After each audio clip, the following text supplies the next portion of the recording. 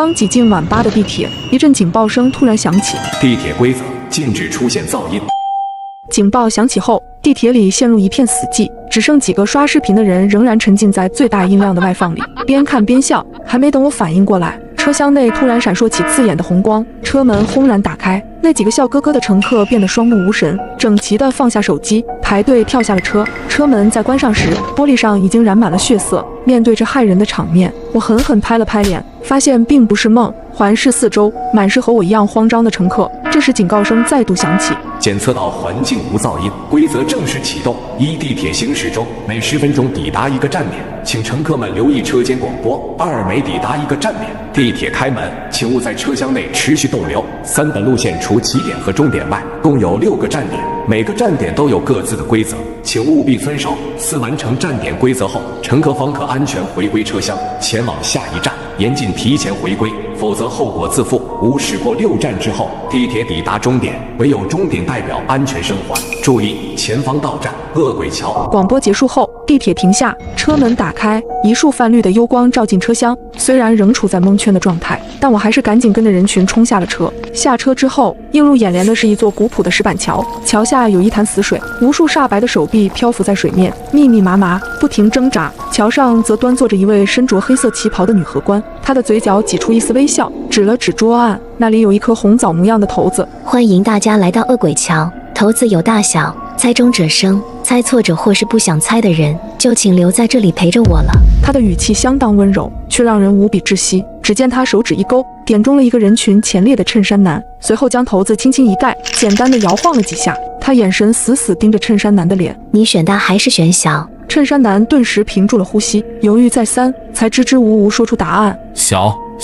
盖子揭开，骰子上的点数是5。恭喜你，留下来陪我吧。衬衫男的双眼顿时失去了神采，和之前跳下地铁的乘客如出一辙，仿佛提线木偶一样向池边走去，皮肉瞬间被腐蚀得干干净净。一阵惨叫声扎进众人的耳朵，眨眼的功夫，水面上又多了条漂浮的手臂。荷官却如同没看到这惨烈的一幕，反而笑得更加开心。下一位，骰子摇晃，是大还是小？大吧。答案揭晓，骰子正上方的点数是3，池水上方又是一阵撕心裂肺的哀嚎。光是皮肉腐蚀的画面，就看得我心惊肉跳，不敢直视。而桥上的荷官仍在不停点人，摇晃着骰子，宣判着众人的生死。因为下车时跑得比较慢，所以我处在人群偏后方的位置。前面一共有32人参与，仅有11人猜中了大小。当然凡事总有例外，一位大妈不顾规则的要求，选择死活不开口。结果1分钟后，大妈在众目睽睽之下，一口一口地慢慢咬死了自己。随着荷官缓缓一指，排在我前面一位的校服少女颤颤巍巍走上了桥。你选大还是选小？少女额间全是冷汗，咬紧牙关说出了自己想了很久的答案：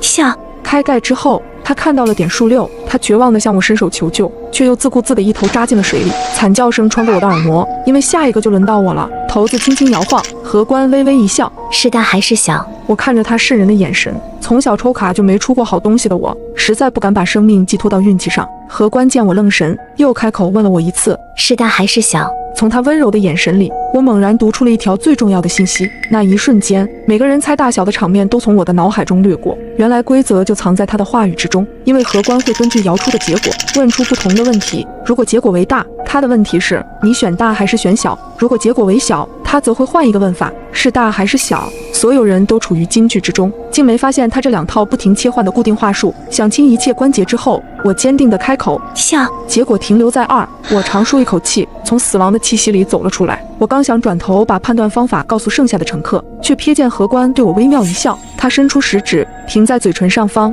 比出了晋升的手势。第1站结束，只有不到20人活着回到了车厢里。地铁重新启动，听着车轮不断摩擦铁轨的声音，我不禁想，第1站就死了这么多人，后面的5站该怎么过？正当我心绪不宁的时候，旁边的女生轻轻拍了拍我的肩膀：你好，我叫青青。你好，你找我有什么事吗？接下来的站点，我想找你合作。如果我没猜错的话，在恶鬼桥，你其实已经看穿了真正的玩法，对吧？我不禁皱紧眉头。你怎么知道？青青没有正面回答，而是学着荷官的样子，把食指放到嘴唇上。因为我看见他也对你比了这个手势。我深吸一口气。没错，我发现了规律，那就是在大小不同时，他各有一套询问的话术。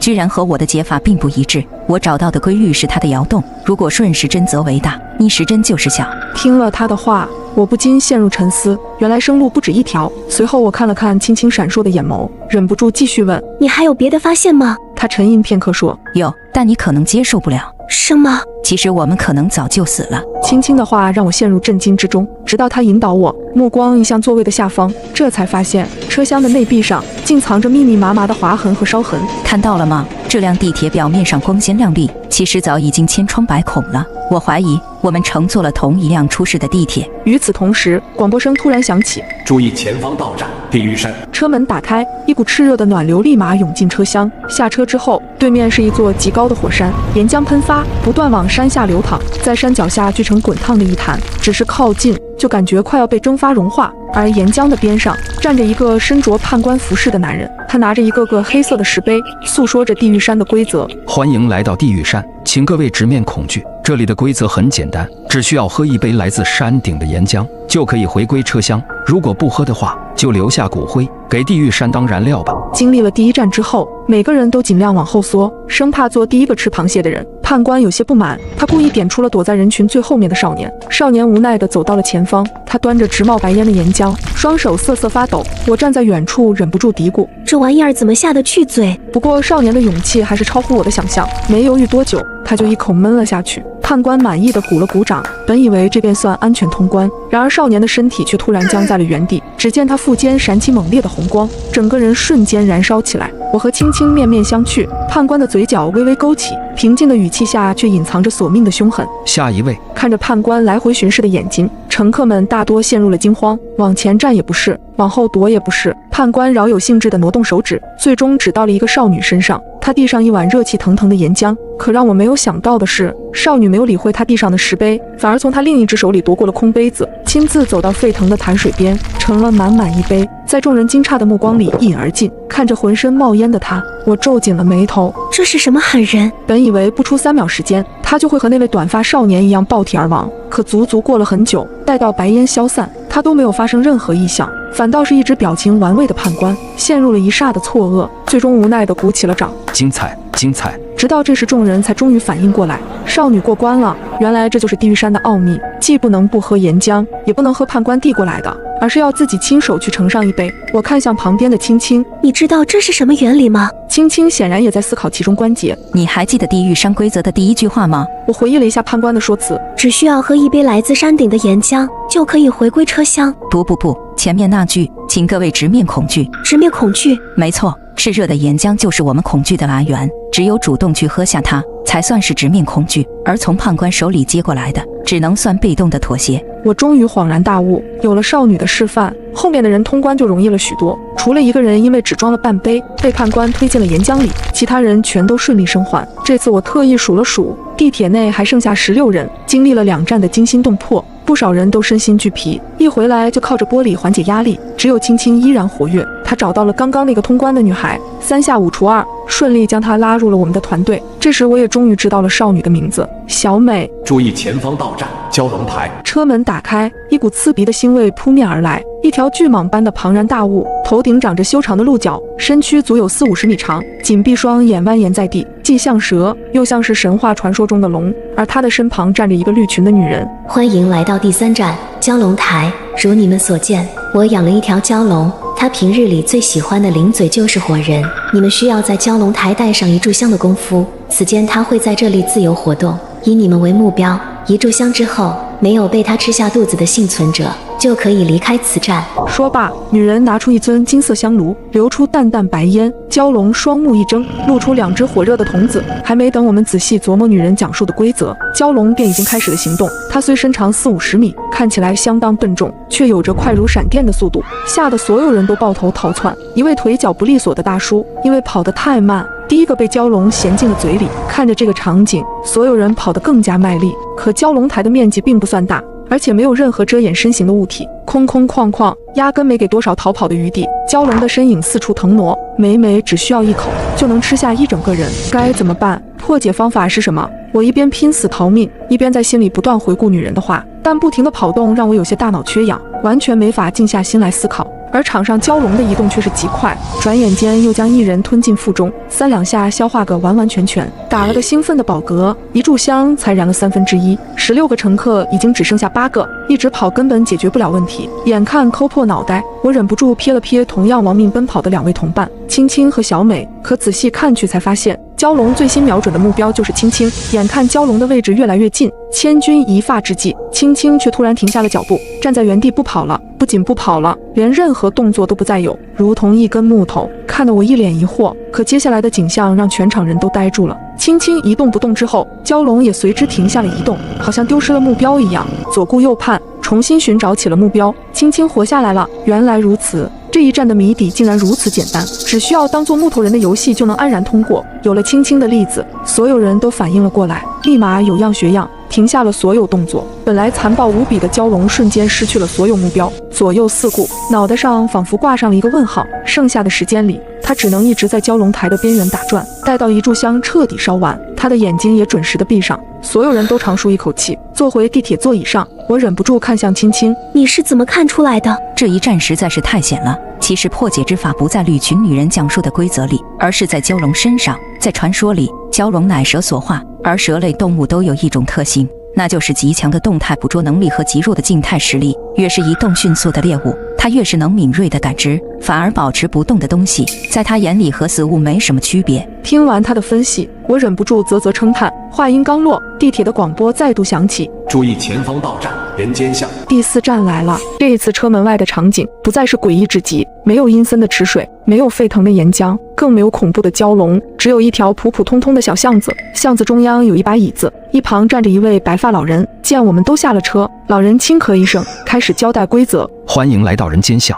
真正的魔鬼或许就藏在人间。各位应该不知道，地铁中有这么一类工作人员，最喜欢混进人群之中表演受害乘客。你们的任务是找到他。这把电击仪每5分钟启动一次，请选出公认的内鬼人选，将他烧成灰烬。每次电击结束，我会告诉你们此人是否为真正的内鬼。真相大白之后，各位便能安然返还车厢，前往下一站。”此话一出，我们每个人都不禁看向身旁的其他人，8个幸存者里竟然还混进了一个地铁的内部人员。霎时之间，空气中的氛围变得焦灼又紧张，每个人都忍不住长嘶了一声，尤其是我，此时已经拧紧了脸，死死盯着紧靠在我身旁的青青。他也太符合内鬼的形象了，知识面广，能用各种思路破除迷局。所有人都没注意的车厢划痕，也是由他发现的。遇事冷静，在所有人都慌乱沉默的时候，只有他到处拉拢观察力强的乘客，组成团队。真说起来，我们都是被命运和规则摆弄的人，只有他像是个闯关的玩家一样。要是没有交代内鬼之处，我只当他是个知识渊博的精英人士。但老人一说出关于内鬼的规则，我瞬间觉得全和他对应上了。青青或许也注意到了我的表情，此时赶忙冲我摆手：“咱们一起度过3个生死难关了，你不会怀疑我吧？”我沉吟片刻，给了个比较体面的解释：“毕竟这里一共就8个人，当然是每个人都要怀疑一下才行。”他掏出了一张工作证，上面赫然写着江城大学副教授青青。这时一旁的小美也忍不住靠过来凑热闹。可是这也证明不了什么，谁说内鬼不能提前伪造一份身份证明呢？面临着我们俩的双重怀疑，青青想了许久，才终于给出了新的解释：“如果我真是内鬼，我肯定会默不作声地混过每一关，尽量隐藏在人群里，以免被人发现，以增加这一关的胜算，对不对？但是你们看看我，不仅破解了2关的迷局，还找你俩宣扬轮回考验的说法，商量着过关的办法，简直不能再高调了。真正的内鬼在知道每一个关卡的情况下，怎么可能干出这种显眼包的蠢事？”我仔细思考之后，觉得青青说的也不无道理。可是假如他不是内鬼的话，人群中谁又是内鬼最可能的人选呢？没人能站出来提出强有力的推测，毕竟坐上电击椅就一定会被烧成灰烬。眼看5分钟的时间就要结束，终于有一个人站了出来：“各位，既然无人发言，那就由我来做这个破局者吧。”随后他掏出一张侦探工作证：“鄙人不才，从事这私家侦探的工作，擅长推理。”侦探？那你说说看，内鬼是谁？侦探手指一伸，指向了一直站在比较边缘位置的一位秃顶大哥：“我们要找的内鬼就是他。”我忍不住问：“为什么是他？”侦探轻咳一声回道：“你们要相信一个侦探的业务能力，我从第1站开始就在观察你们每一个人的行为。我知道你们有些人可能会怀疑这个叫青青的女孩，她的表现非常亮眼，就像是提前知道了地铁的运行规则一样。但根据我的观察，她在每一站里眼神都在不停向上瞟，那是思考的标志。微表情是很难骗人的。反观这位大哥，看似平平无奇，没有被推举出来的理由，但只有我注意到了，他一路沉默寡言，几乎没和任何人产生交流，目光也一直都非常呆滞。一回到车厢就开始眯眼睡觉，这哪像是能活过3战的样子？但他偏偏就成为了幸存的8人之一，走过了一半的难关，所以我断定他就是那个隐藏颇深的内鬼。听完侦探一连串的推理，场中甚至有人鼓起了掌，因为时间即将到达5分钟，没等那位秃顶大哥反驳，就被人死死地按在电机椅上。时间抵达之后，电机椅上电光四射，没几秒的功夫，秃顶大哥就被烧成了灰烬。电机结束之后，老人对我们微微一笑，抱歉，此人是真正的乘客，不是内鬼，请各位继续寻找。此话一出，全场人都愣住了。本来信心满满的侦探，此时仿佛遭受到了天大的打击。直到第2个5分钟即将到来，老人指着电机椅的位置，请尽快推举出第2轮的人选。各位，我叫张明，是为推理追游老玩家，第1轮里跳出来指认内鬼的人，嫌疑是最大的。我建议这一轮让侦探来接受电击。眼看时间将至，有人跟着附和起来。没错，既然敢在第1轮的时候强行点身份，那就要做好承担责任的准备。随后他2个就把侦探按在了电机椅上，随着电流声滋滋作响，侦探也被烧成了灰。老人的话术依然如旧，抱歉，此人是真正的乘客，并非内鬼，请各位继续寻找。第3个5分钟变得更加沉闷，没有人再敢主动说话。随着时间越来越紧急，一道清脆的声音响起，我知道了，我们可能全都想错了。有没有一种可能，我们里边压根没有内鬼？规则里说真正的恶魔或许藏在人间，注意他的用词，是或许而不是一定。所以我大胆的猜测，我们之中根本就不存在内鬼，只要我们不推出任何一个人，就不会出事。听完他的分析，我们恍然大悟，这一次没有人再强行推人坐上电机椅。一阵噼里啪啦过后，老人的声音响起，恭喜各位找出了真相，你们可以前往下一站了。车厢里，我忍不住叹出一口气，人间道德互相猜疑，实在太过可怕，不知道后边又是什么考验。注意前方到站修罗场。